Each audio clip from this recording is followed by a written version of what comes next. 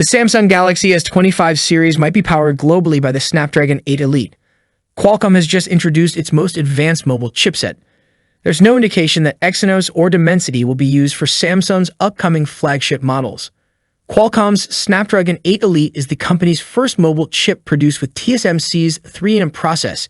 It features a second-generation Oryon CPU, improved GPU, and an upgraded NPU, delivering outstanding performance for the upcoming Android flagships. Samsung is struggling with mass production of the Exynos 2500, reportedly facing lower-than-expected yields from its 3nm process. As a result, commercializing the Exynos 2500 this year isn't feasible.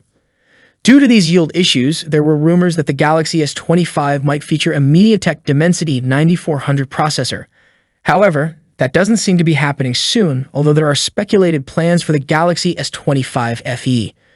Tipster Ice Universe recently revealed that the Galaxy S25 series will be powered by the Snapdragon 8 Elite, also dismissing the chances of the Exynos 2500 or Dimensity 9400 being used in Samsung's next flagship lineup.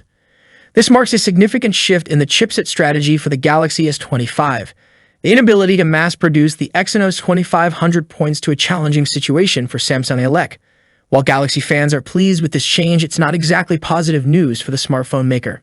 As expected, the US received Snapdragon models, while most other regions got the Exynos 2400-powered Galaxy S24 and S24 Plus. The Galaxy S24 Ultra, however, features the Snapdragon 8 Gen 3 across all markets. Similarly, rumors indicated that the S25 Ultra would ship with the Snapdragon 8 Elite in all regions.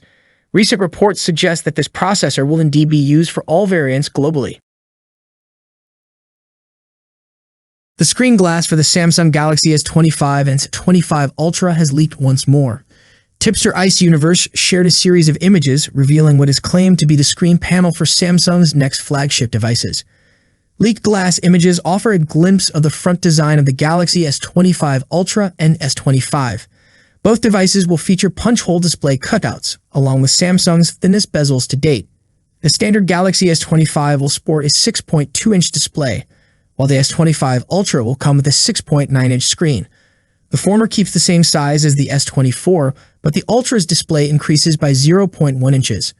Samsung's S25 Ultra will offer improved long-term comfort, as it's designed to be slightly taller and narrower, making it easier to handle and navigate the screen. The Galaxy S25 could dominate the small flagship category in the market, providing pro-level specs while maintaining portability without sacrificing features. From my experience with recent Ultra models, I noticed the sharp corners pressing into my palm. The shift to a flat display was brilliant, and now, the subtle curve adjustments are another smart move by Samsung. That's it for today. What's your thoughts on this? Let me know in the comments section. As always, see you in the next video. Peace out.